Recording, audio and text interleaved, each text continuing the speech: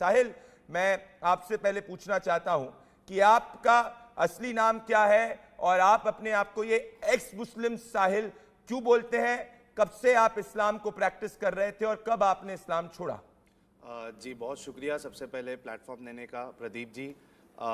मेरा जो असल नाम है वो निसार अहमद शेख है और मैं 36 इयर्स का हूँ और बाई बर्थ में मुस्लिम था और तकरीबन 2 से 2.5 साल पहले मैंने इस्लाम को छोड़ दिया और चूँकि इस्लाम को छोड़ दिया मैंने और अब मुसलमान नहीं हूँ और पहले मुस्लिम था, इसलिए अब मैं अपने आप को एक्स मुस्लिम कहता हूँ। और चूँकि मैं अपना एक चैनल चला रहा हूँ एक्स मुस्लिम साहिल ऑफिशियल नाम से, इस वजह से मुझे एक नाम देना था। आप कह रहे थे कि आप मुस्लिम थे, तो क्या आप रोजा रखते थे? आप एग्जैक्टली कितने साल तक आपने इस्लाम प्रैक्टिस किया? 2 साल पहले तक मैं पूरे रोज़े रखता था। तकरीबन जब मेरी एज 7 से 8 साल की थी या 9 साल की थी, तब से मैंने रोज़ा रखना स्टार्ट किया था और 2 साल पहले तक मैं पूरे रोज़े रखता था, नमाज़ें पढ़ता था 5 टाइम की और दूसरों को नमाज़ पढ़ने की और इस्लाम की दावत भी देता था, क्योंकि मैं डॉक्टर जाकिर नायक MBBS का बहुत बड़ा फ़ैन था। एक सेकंड, आप जाकिर नायक के फैन थे? जी, मतलब आप जाकिर नायक की वीडियोस भी पूरा देखते थे? ऑलमोस्ट सभी टॉपिक पे मैंने उनकी वीडियोस देखी हुई है। तो आप सिर्फ इस्लाम फॉलो करते थे कि क्या आप इस्लाम को प्रोपोगेट भी करते थे? मैं फॉलो भी करता था अपनी हद तक का और उसको प्रोपोगेट भी करता था। हिंदूज़ के पास, क्रिश्चियन के पास जो कलीग्स होते थे या ऑनलाइन फोरम होता था, वहाँ पे मैं उनके साथ प्रोपोगेट करता था, डिस्कशन करता था, डिबेट्स भी करता था उनके साथ।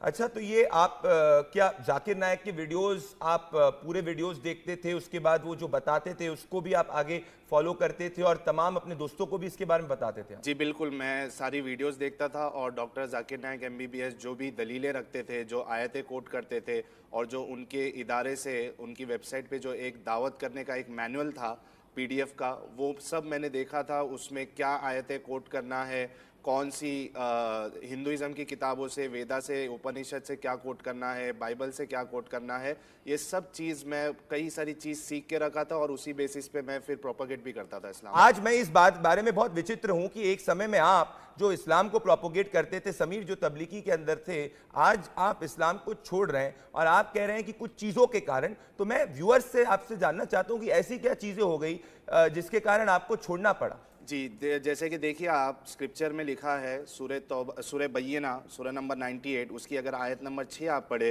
तो उसमें लिखा है, इन्नल्लज़ीना कफ़रू मिन अहलिल किताबि वल मुशरिकीना फ़ी नारि जहन्नम ख़ालिदीना फ़ीहा उलाइका हुम शर्रुल बरिया। तो इसका माना यह है कि जो लोग काफिर है, अहले किताब और मुशरिक, वो दोज़ख की आग में पड़ेंगे, हमेशा इसमें रहेंगे, ये लोग सब मखलूक से बदतर है। जब मैं इस तरीके की आयत पढ़ा कि जो बाकी इंसान है वो दुनिया के वर्स्ट क्रिएचर है, तो ये चीज़ मुझे हजम नहीं हुई।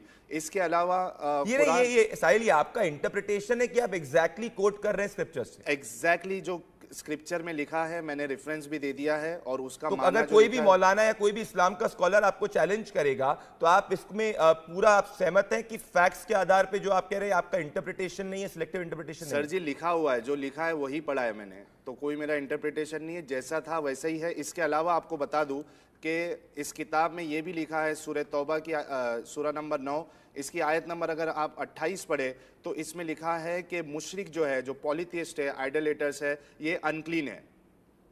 तो ये सब चीज़ें, कई सारी ऐसी चीज़ें हैं। इस्लाम जो है, इसमें औरतों को इस्लाम कहता है कि ये कम अकल है।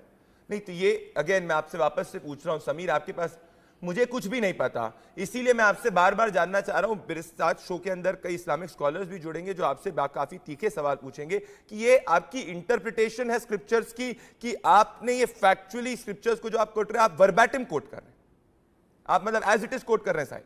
जी बिल्कुल, जैसा है वैसे ही कोट कर रहा हूँ। बल्कि आप देखिए, सही बुखारी हदीस नंबर 3237 अगर देखें, उसमें लिखा हुआ है कि अगर एक वाइफ अपने हस्बैंड को सेक्सुअल इंटरकोर्स के लिए मना करती है तो जो एंजल्स है उसको रात भर यानी सुबह तक उसको कर्ज करते रहते। तो ऐसा क्यों है?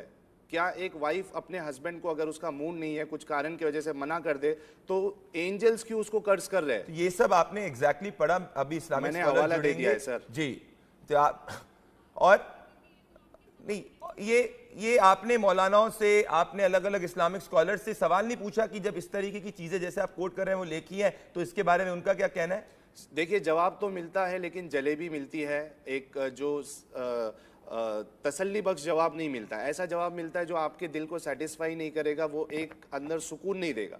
तो इंसान, हमारे जैसे कई सारे लोग हैं जिनके सवालात के जवाब नहीं मिलते हैं और वो सब इस्लाम को छोड़ रहे हैं। अपोस्टेसी रेट बढ़ते जा